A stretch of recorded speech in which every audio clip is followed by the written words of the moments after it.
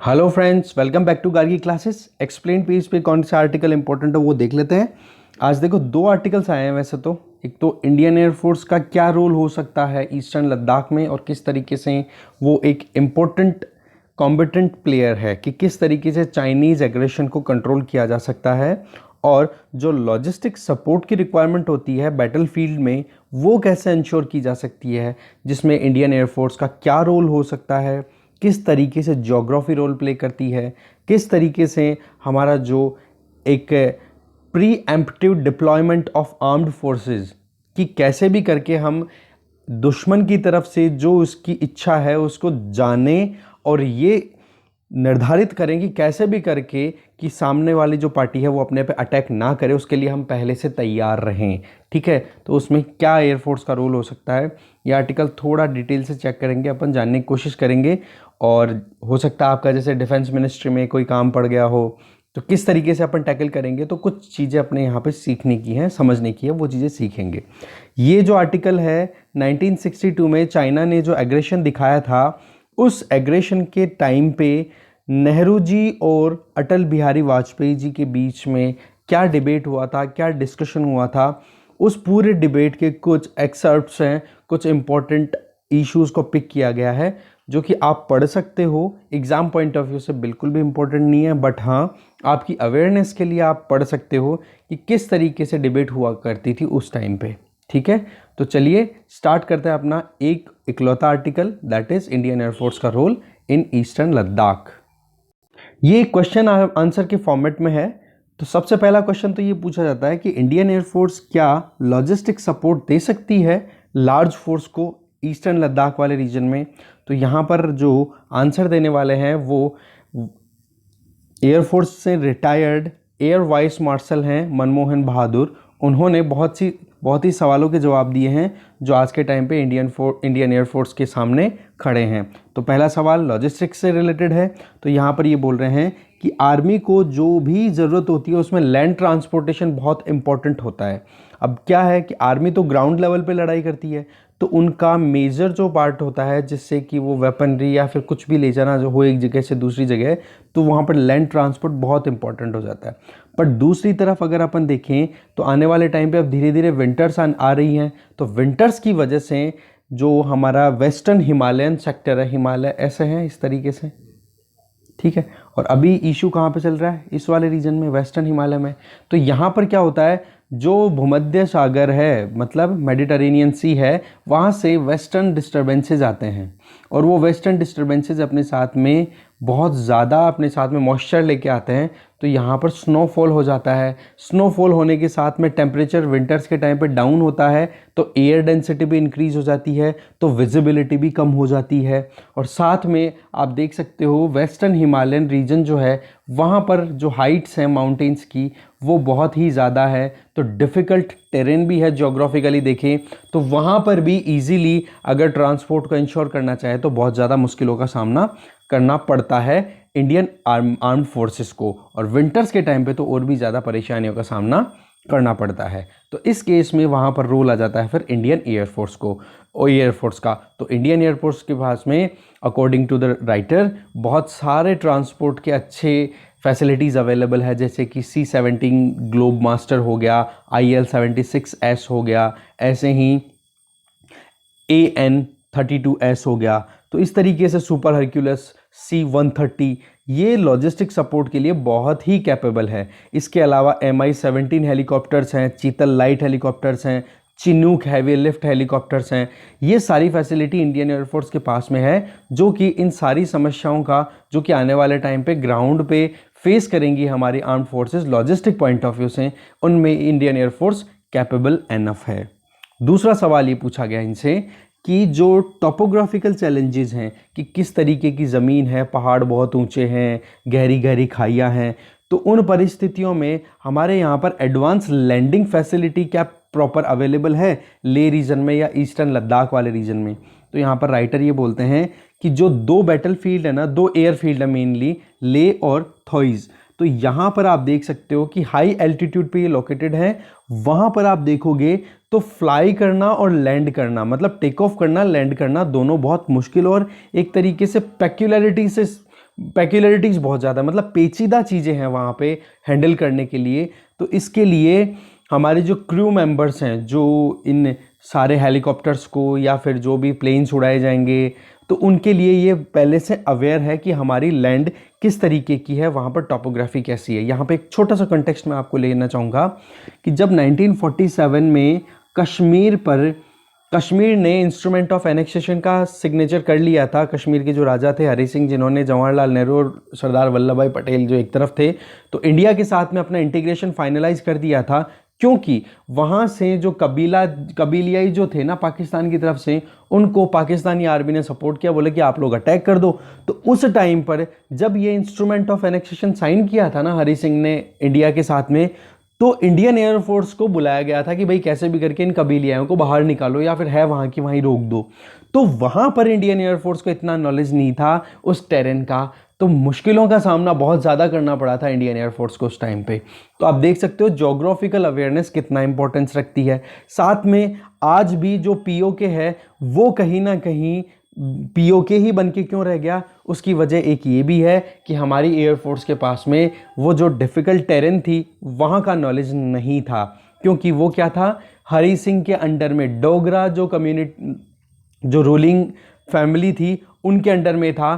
तो जो British power थी ना, ब्रिटिशर्स के पास में जो एयरफोर्स थी, उसके पास में भी इतना नॉलेज नहीं था उस टेरेन का। तो आज देख सकते हो कि हमारी एयरफोर्स के पास में टेरेन के बारे में बहुत ज़्यादा नॉलेज है। हमारे यहाँ पर लोड बियरिंग, मतलब हैवी लोड उठाने वाले हेलीकॉप्टर्स, प्लेन्स, चॉपर्स, ये अवेलेबल है। साथ में आप देखते हो कि हाई एल्टीट्यूड है ले वाले रीजन में या थॉइस वाले रीजन में, तो वहाँ पर जो आप देखते हो लैंडिंग जो प्लेस है, तो वो आप एक माचिस के डब्बी के बराबर देखते हो हाइट से। तो ऐसे हेलीपैड्स पे लैंड करना वैसे भी बहुत मुश्किल होता है, बट हमारे पायलट्स हैं या फिर जो क्रू मेंबर्स हैं वो बहुत ही अवेयर हैं, तो इसलिए इन चीज़ों को ओवरकम करने में कैपेबल है। फिर नेक्स्ट पूछा जाता है कि आने वाले टाइम पे विंटर्स आने वाली हैं, तो विंटर्स के टाइम के लिए क्या परेशानियां सामना करना पड़ेगा और क्या पॉसिबल वे आउट है।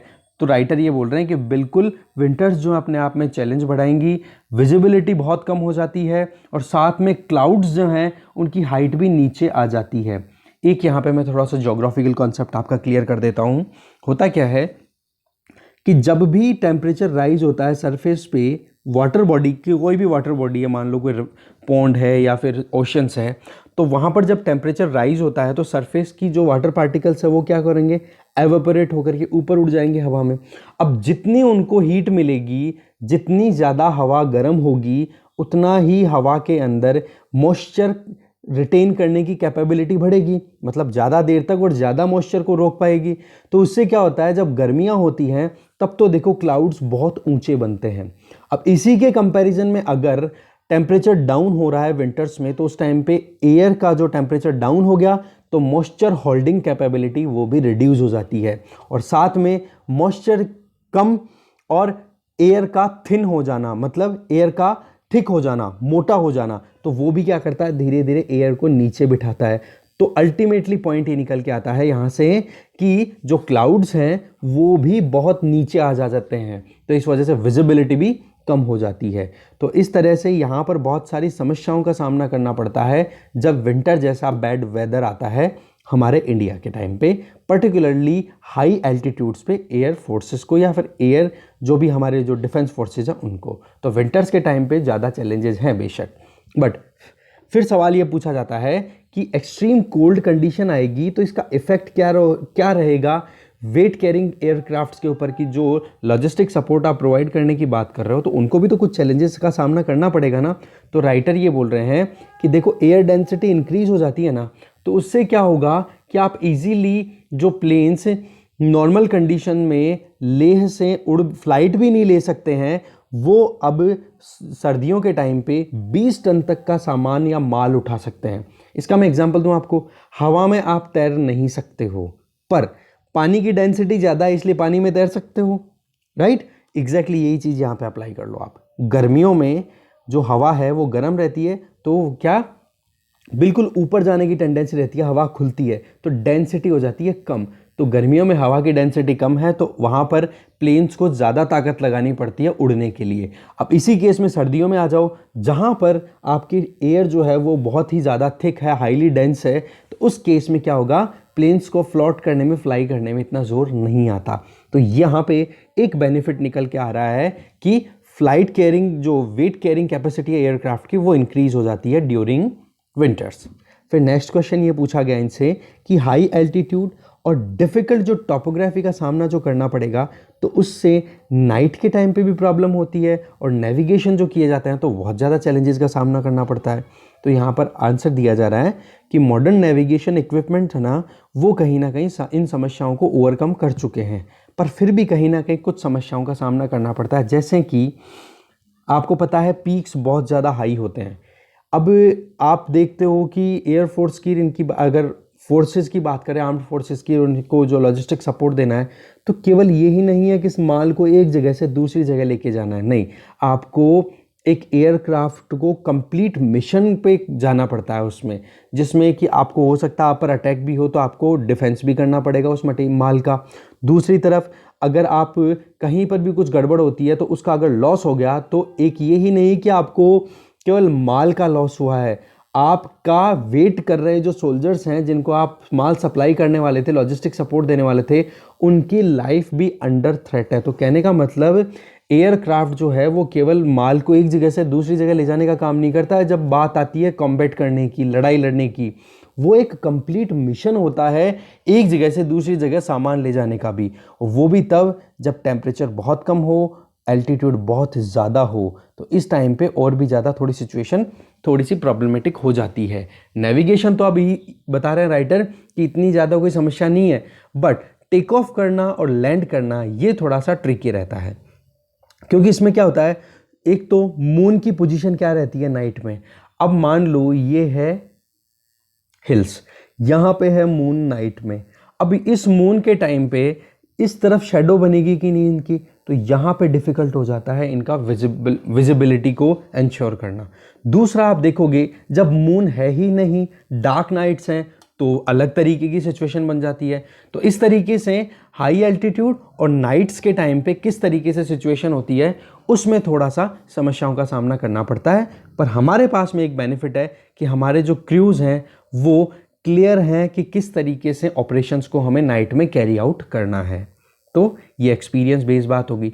फिर नेक्स्ट क्वेश्चन ये पूछा जाता है कि लद्दाख वाले रीजन में एयरफील्ड के जितने भी ऑपरेशंस हैं उनको हम किस तरीके से देख सकते हैं कि वहाँ पर कोई रेस्ट्रिक्शन तो नहीं है इन वेदर इक्विपमेंट से, कि किस तरीके के एयरक्राफ्ट्स को हम वहाँ पे ऑपरेट कर सकते हैं। तो यहाँ पर ये बोल रहे हैं राइटर कि भाई लद्दाख एरिया जो है वहाँ पर हम ट्रांसपोर्ट जो कैरियर हैं, एयरक्राफ्ट्स हैं, उनका ऑपरेशन कर सकते हैं। वेदर चाहे कितना भी ट्रिकी क्यों ना हो, हमारे एयरक्राफ्ट को चलाने के लिए हमारे जो एक्सपर्ट्स हैं वो कैपेबल एनफ हैं, कर सकते हैं हमारे वाले। फिर बात आती है कि अगर लंबे टाइम में लंबे प्रोसेस की बात की जाए, जब बात हो काइनेटिक वॉर की, कि जब उड़ते उड़ते प्लेन्स फाइट करें, साथ में हमारा जो इंडियन एयरफोर्स का जो पूरा बेड़ा है, तो वो ट्रांसपोर्टेशन सिस्टम में अपना जो रोल प्ले करेगा, तो वहाँ पर रिपेयर और मेंटेनेंस के टाइम पे क्या हमारे एयरक्राफ्ट्स कैपेबल हैं। कहने का मतलब ये है कि लड़ाई भी चल रही है और एयरफोर्स के एयरक्राफ्ट्स को लड़ाई भी लड़नी है और रिपेयरिंग भी करनी है ग्राउंड लेवल पे और मेंटेन भी करना है, तो उन चीज़ों के लिए क्या हमारी एयरफोर्स कैपेबल है। तो राइटर यहाँ पे बोलते हैं कि अगर हम बात करें एयर टू एयरफील्ड में, तो वहाँ पर हमें कोई प्रॉब्लम वाली चीज़ नहीं है, हम आराम से कर सकते हैं। हमारे पास में पर्सनल्स भी हैं और कॉजलिटीज़ को हम टैकल कर सकते हैं वाइटल इक्विपमेंट्स के बेसिस पे, जैसे कि एवियोनिक्स। एवियोनिक्स का मतलब हवा से हवा के अंदर ही हम ट्रीटमेंट प्रोवाइड कर दें, जैसे कि फ्यूल प्रोवाइड करना है, एट्सेट्रा।